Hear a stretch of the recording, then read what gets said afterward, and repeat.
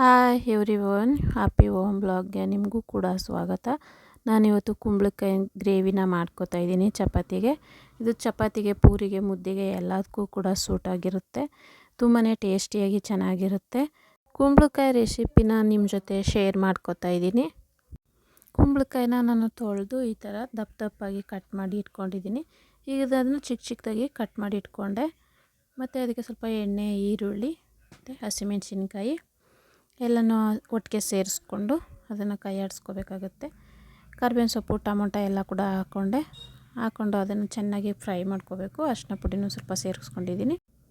ಇಟ್ಕೊಂಡಿದ್ದು ಕುಂಬಳಕಾಯಿನ ಹಾಕ್ಕೋತಾ ಇದ್ದೀನಿ. ಅದನ್ನು ಹಾಕ್ಕೊಂಡು ತಳ ಹಿಡಿದೇ ಇರೋ ಥರ ಹಾಗೆ ಚೆನ್ನಾಗಿ ಮಿಕ್ಸ್ ಮಾಡ್ಕೋಬೇಕಾಗುತ್ತೆ. ಮತ್ತು ಇವಾಗ ರುಚಿಗೆ ಎಷ್ಟು ಬೇಕು ಅಷ್ಟನ್ನು ನಾನು ಉಪ್ಪನ್ನ ಹಾಕ್ಕೋತಾ ಇದ್ದೀನಿ. ಉಪ್ಪನ್ನು ಹಾಕಾದ್ಮೇಲೆ ಮತ್ತು ಹಾಗೆ ಚೆನ್ನಾಗಿ ತಿರುಗಿಸ್ಕೊತಾನೆ ಇರಬೇಕು. ಅದು ಡ್ರೈ ಇರೋದಕ್ಕೆ ಅದು ತಳ ಹಿಡ್ಕೊತಾ ಇರುತ್ತೆ. ಚೆನ್ನಾಗಿ ಹಾಗೆ ಕೈ ಆಡಿಸ್ಕೊಂಡು ತಿರುಗಿಸ್ಕೊಂಡು ಮತ್ತು ಅದಕ್ಕೆ 1 ಲೋಟ ಅಷ್ಟು ನೀರು ಹಾಕ್ತಾಯಿದ್ದೀನಿ. ಅದರಲ್ಲಿ ನೀರು ಬಿಟ್ಕೊಳ್ಳುತ್ತೆ, ಅದಕ್ಕೆ ನಾನು 1 ಲೋಟ ಸಾಕು ಅಂತ ಅಷ್ಟು ನೀರು ಸೇರಿಸ್ಕೊಂಡಿದ್ದೀನಿ. ಅದು ಚೆನ್ನಾಗಿ ಅದೇ ಬೇಯಬೇಕಾದ್ರೆ ನೀರು ಬಿಟ್ಕೊಳ್ಳುತ್ತೆ. ಚೆನ್ನಾಗಿ ಮ್ಯಾಶ್ ಆಗೋ ತನಕ ಬೇಯಿಸ್ಬೇಕು. ನಾನು ಸ್ವಲ್ಪ ದಪ್ಪನೇ ಕಟ್ ಮಾಡಿದ್ದೀನಿ. ಅದು ಚೆನ್ನಾಗಿ ಬೆಂದು ಮ್ಯಾಶ್ ಆಗಿಬಿಟ್ರೆ ಎಲ್ಲ ಏನೂ ಸಿಗಲ್ಲ. ಇನ್ನು 2 ಸ್ಪೂನು ಬೇಳೆ ಸಾಂಬಾರು ಪುಡಿನ ಸೇರಿಸ್ಕೊಂಡಿದ್ದೀನಿ.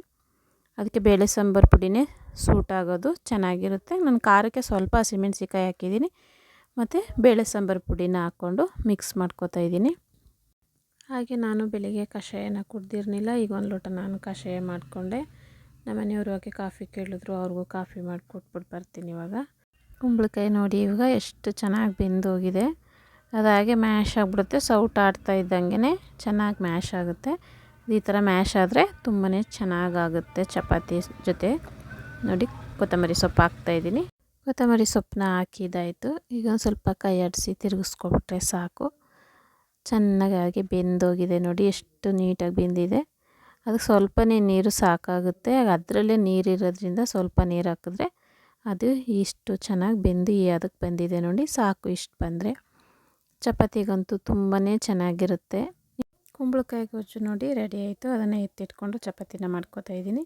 ಚಪಾತಿ ಒತ್ಬಿಟ್ಟು ಈ ಥರ ರೋಲ್ ಮಾಡಿಕೊಂಡ್ರೆ ಅದು ಸ್ವಲ್ಪ ಲೇಯರಾಗಿ ಬರುತ್ತೆ ಅಂತ ನಾನು ಈ ಥರ ಮಾಡ್ಕೊಂಡು ಒತ್ತೀನಿ. ಚೆನ್ನಾಗಿರುತ್ತೆ, ಸಾಫ್ಟಾಗಿ ಉಬ್ಬಿ ಬರುತ್ತೆ. ಈಗ ಸ್ವಲ್ಪ ಎಣ್ಣೆ ಹಾಕ್ಬಿಟ್ಟು ಚಪಾತಿನ ಹಾಕೋತಾ ಇದ್ದೀನಿ. ಆ ಕಡೆ ಈ ಕಡೆ 2 ಸಾರಿ ತಿರುಗಿಸಿದ್ರೆ ಚಪಾತಿನೂ ಕೂಡ ರೆಡಿ ಆಯಿತು. ತವಾಗ ಎಣ್ಣೆ ಹಾಕ್ಕೊಂಡಿದ್ದೀನಿ. ಮತ್ತು ನಾನು ಮೇಲೆ ಚಪಾತಿಗೇನು ಎಣ್ಣೆ ಹಾಕಲ್ಲ, ಹಾಗೆ ಡ್ರೈ ಆಗಿ ಚಪಾತಿ ಮಾಡ್ಕೊಳ್ತೀನಿ. ಚಪಾತಿ ಎಲ್ಲ ಕಿಚನ್ ಕೆಲಸನೂ ಮುಗೀತು. ಮತ್ತು ದೇವ್ರು ಸ್ವಲ್ಪ ಕ್ಲೀನ್ ಮಾಡಿಕೊಂಡು ಹಾಗೆಯೇ ದೇವ್ರ ದೀಪನೂ ಹಚ್ಕೊಂಡೆ. ಎಲ್ಲ ಹೊರಗಡೆ ಹೋಗೋರು ಇರ್ತಾರೆ, ಅದಕ್ಕೋಸ್ಕರ ಬೆಳಗ್ಗೆನೇ ದೀಪ ಹಚ್ಬಿಟ್ರೆ ಒಂಥರ ಮನಸ್ಸಿಗೂ ಸಮಾಧಾನ ಆಗಿರುತ್ತೆ. ಇವಾಗ ನಾನು ಮನೆಯಲ್ಲಿ ಎಲ್ಲರಿಗೂ ತಿಂಡಿ ಹಾಕ್ತಾಯಿದ್ದೀನಿ. ನಾನು ಮಾಡಿರೋ ಕುಂಬಳಕಾಯಿ ರೆಸಿಪಿ ನೋಡಿ ಹೀಗಿದೆ. ಈಗ ನಾನು ಮಾಡಿದ ಕುಂಬಳಕಾಯಿ ರೆಸಿಪಿ ನಿಮಗೆ ಇಷ್ಟ ಆಗಿರುತ್ತೆ ಅಂದ್ಕೊಳ್ತೀನಿ.